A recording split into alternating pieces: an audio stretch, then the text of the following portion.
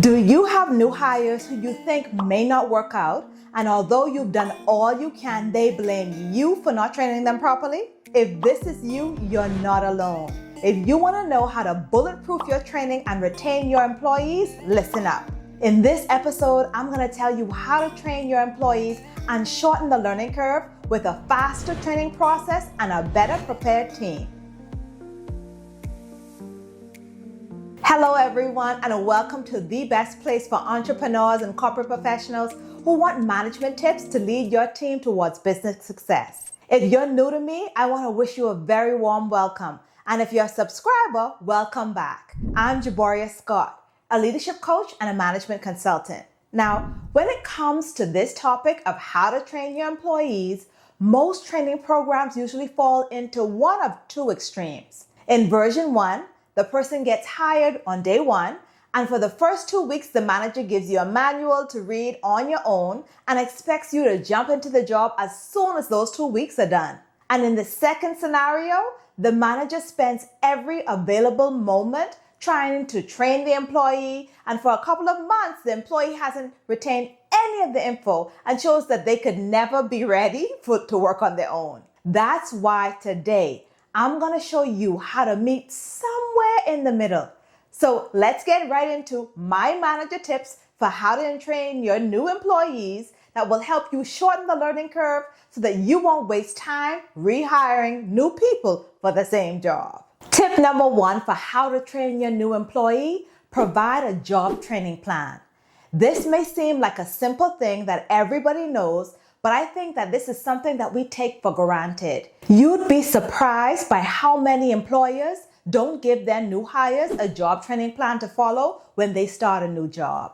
And let's be clear that the job training plan is very different from the job description, and it's separate from a procedures manual. The job training plan is a document that outlines a training program for a particular job, and both the new hire and the trainer follow that plan during the probationary period. The job training plan includes the strategy and steps to acquire the job skills and knowledge in order for the new hire to be successful in that role. The job training plan acts as both a roadmap and an accountability method for completing tasks and activities related to the training program. That job training plan also lists competencies required for the new employee to excel in their current role. I think that one of the main reasons that employees complain about the lack of training when they take on a new role is that they don't have anything to follow. So they don't know what to expect from their training, and they don't have anything to look back at and refer to. So they can't tell if they're on target with where they should be and what they should be learning. And if they have multiple trainers without a job training plan,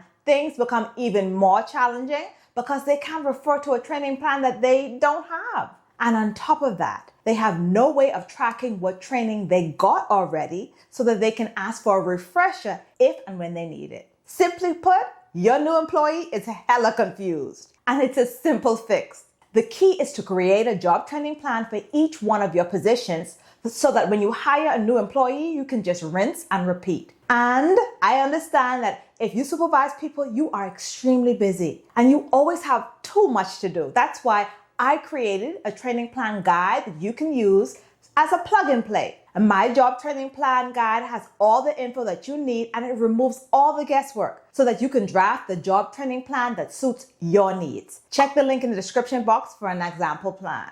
Here's how providing a job training plan benefits you and your employee. A, it'll improve job satisfaction, meaning more confident and knowledgeable employees will be the result. You'll also have a way to track and measure progress. This will ensure that your employee has the job-specific skills required to produce your product or service in the best possible way. There's also an accountability tool that both the trainer and the new hire know exactly what was covered during the training and have a tangible record to refer to. Comment below if you started a job without a job training plan, and how did that work out for you? Tip number 2 for how to train your new employee: don't use the leave alone zap style. This is a term from the book called The 1 Minute Manager. The book describes a popular management style where the manager hires a new employee, welcomes them to the company, takes them around, and then leaves them on their own. I'm sure that we're all familiar with this kind of training. For most companies, they stick the employees in a corner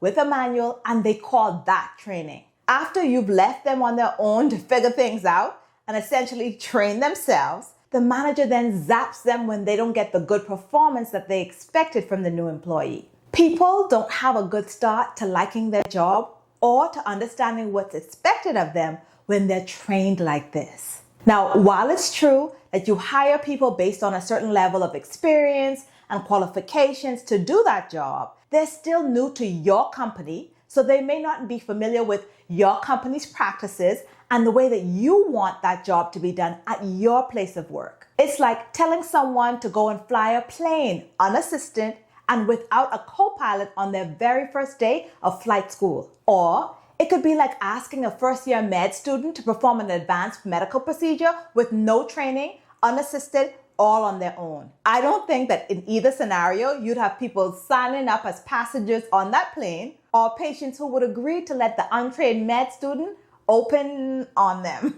No matter how much potential a new employee has, they need and deserve a job training plan. And so do you as their supervisor. It protects and supports you too. A job training plan supports the supervisor by freeing you up to work on other tasks, and it allows you to assess with an official record whether or not they're performing. A job training plan also demonstrates that you offered the training necessary for the new hire's success as a documented record. Tip number 3 for how to train your new employee: diversify your training methods. We don't all learn in the same way, so don't expect every new employee to learn it the way that you teach it or the same way that you've taught it for years because it worked in the past. Creating a training plan that makes room for different learning styles is the key. For example, if you're the trainer and you're teaching someone how to bake a cake, you may want to have a short video tutorial of someone making the cake for a virtual visual learner, and you may want to have a written procedural manual for baking that same cake with an ingredients list for people who prefer to read and follow steps. You may also want to have a process map with images of what the cake looks like from start to finish for people who learn best using pictures, charts, and graphs. Or you may want to record a sample audio of how to make that cake for people who prefer to listen to instructions while they perform the tasks. So you may ask, how will I know which learning style fits them best? Here's what you can do.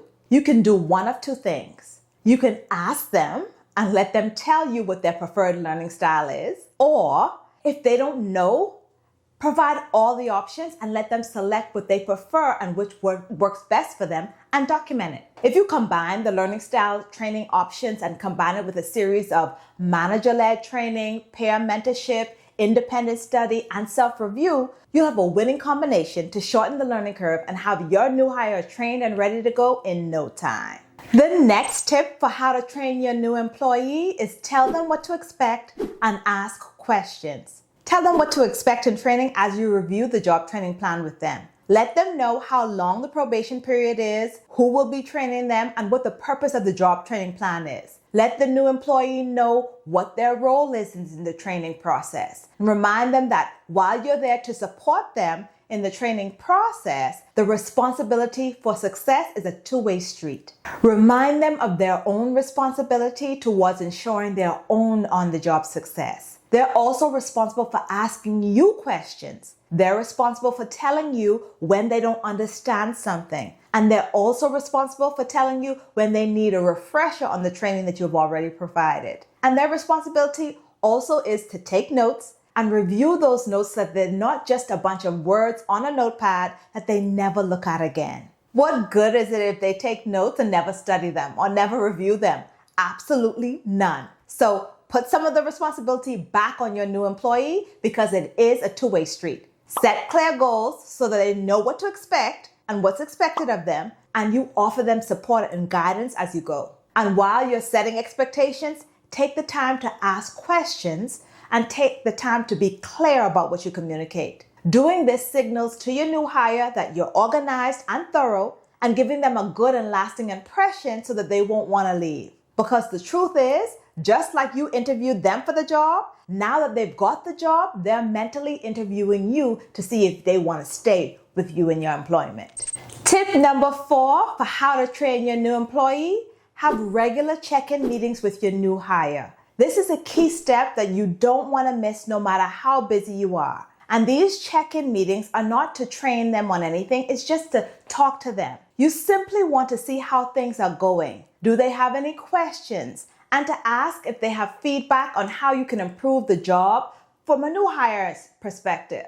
Don't underestimate the value you can get from asking questions from employees, especially when they're new. By asking questions and allowing your new employees to explain what they understand, you can help fill in the knowledge gaps quickly. Remember, you're only responsible for the training piece. You're not responsible for their ability to retain the information, and it's not your responsibility to guess whether or not they understand, but you can ask them.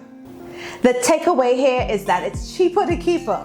It is worth the time that you invest to ensure a quality learning and training experience. Hit the like button if you agree with this. If this video helped you, don't forget to share it with a colleague or a friend. And if you want to know how to figure out what your personal leadership style is, click the link below to take our free What's Your Leadership Style quiz and discover how you can leverage your talent to lead your team towards workplace success. When you take the free quiz, based on your results, we'll send you a unique action plan with tips from top leaders so that you can show up and show out as a leading authority in business. And if you're interested in more content just like this, be sure to subscribe and click the post notification so that you'll know when I post more episodes just like this one. As always, have a great week, be kind to yourself, and I'll see you in the next one. Thanks for watching. Goodbye.